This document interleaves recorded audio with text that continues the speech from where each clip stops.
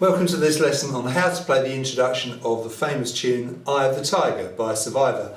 And this tune was written for the film Rocky III, one of the series of Rocky films starring Sylvester Stallone. And 1982 this was, so it's quite a long while ago, but it's a really good tune to play. We're only going to do the intro just for fun, but it's got some interesting notes and a few bits of technique, so let's get started. First of all, if you want to play like a little background note to the whole thing, you do this.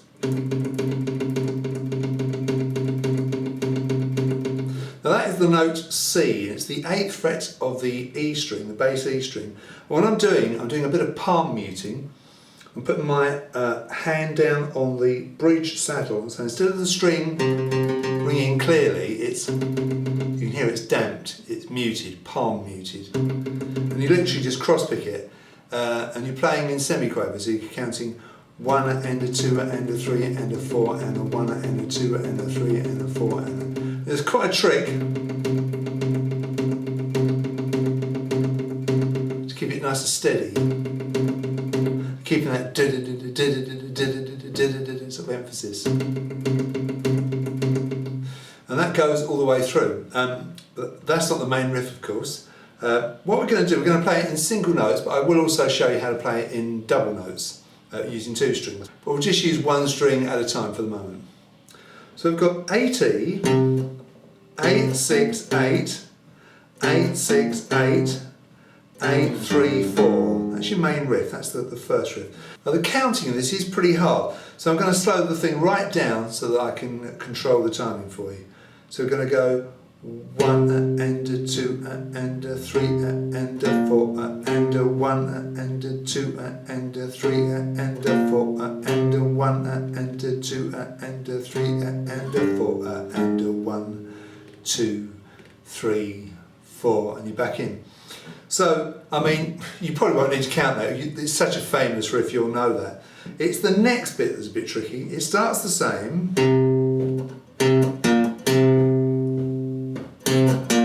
Now what's weird here, of course, is the notes, and I've written it there, haven't I? The next 2 notes are half a beat late. So instead of it being...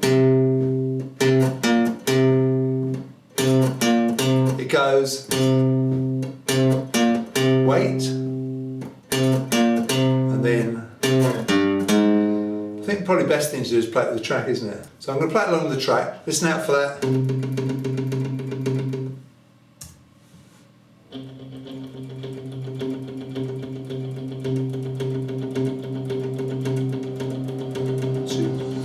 4.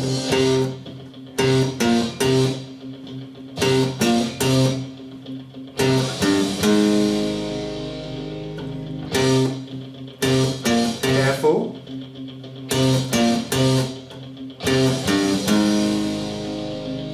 Now it's quite short, isn't it? Just keep it pretty dead. The only note you sustain is that note there, that A flat, which is the 4th fret of the E string. All the notes are fairly staccato, fairly short.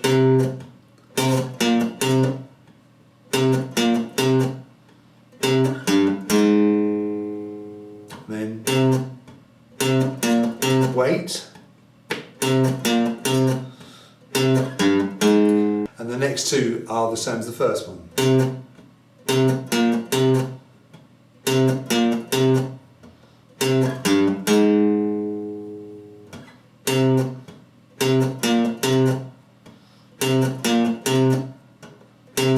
When you get to the end, 2, 3, 4, you go to the 8th fret of the E string again, and you do a down, up, down with your plectrum, and slow down again.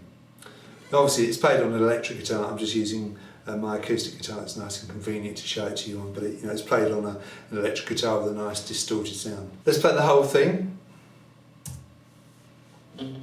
I'll count you in. 1, 2, 3, 4.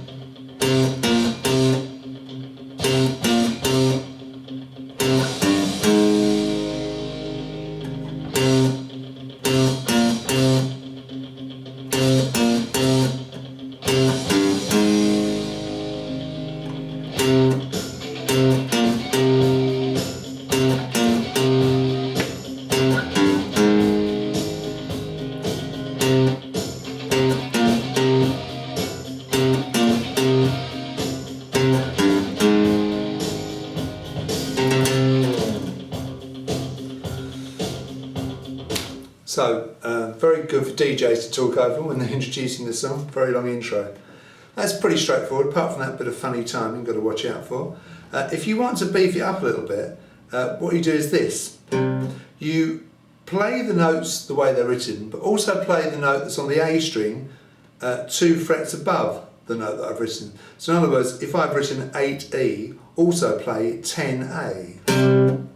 If I've written 6E, also play 8A. So I get...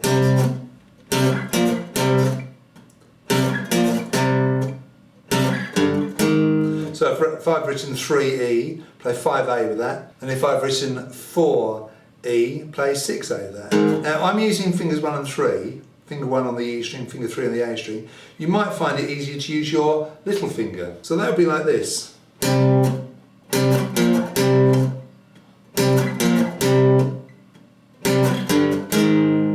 That gives a bit more power.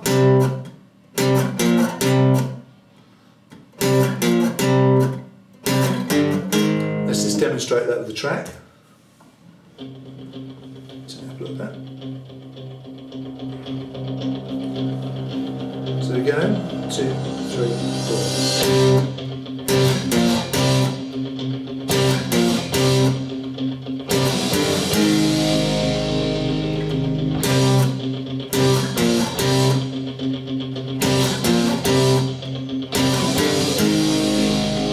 Drums come in here.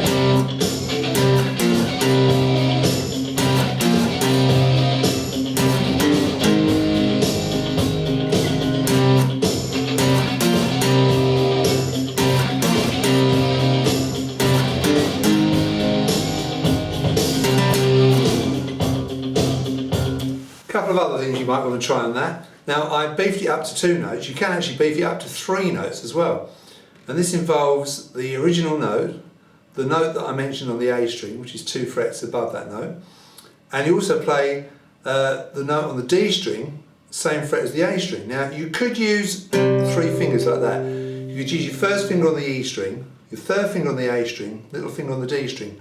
I tend to use my first finger on the E string and I tend to flatten my little finger across you know, the strings I need.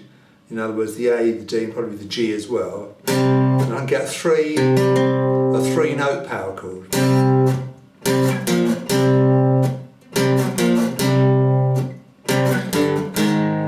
It's quite fun to do, but it needs quite a lot of strength there.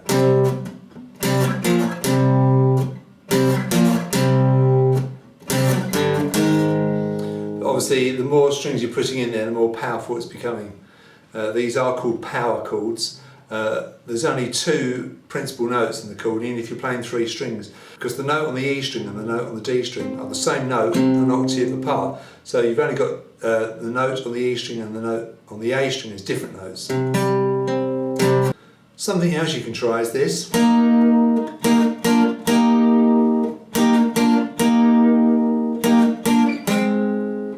You can bar 4 strings 8th fret, play the D, G and the B, and if you're strong enough, you do a vibrato on those strings with the barring finger, and then you drop to the little F shape, which is first finger 6th fret of the B, second finger 7th fret of the G, third finger 8th fret of the D, come back, and this time bring that F shape down to the 4th fret.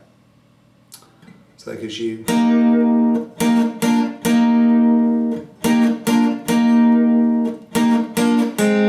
that doesn't come in until the drums come in. I'll show you how that works. Let's go to the beginning.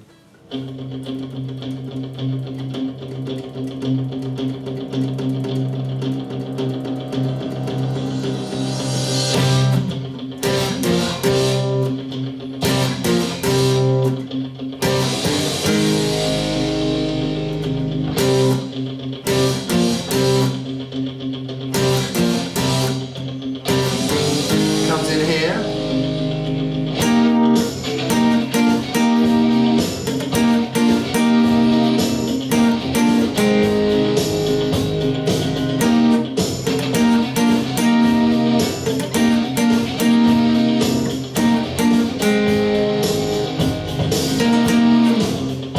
You notice that there's a little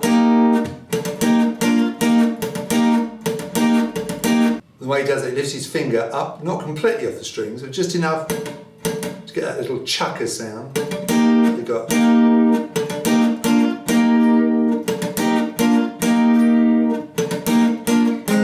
Again, you know, these are pretty hard techniques, only for those who are fairly strong and have been playing a fair amount of time. I mean, it's absolutely fine just to play the single note riff, that sounds good, and then maybe progress to the others as you get better. So I hope you enjoyed that, and I'll see you next time.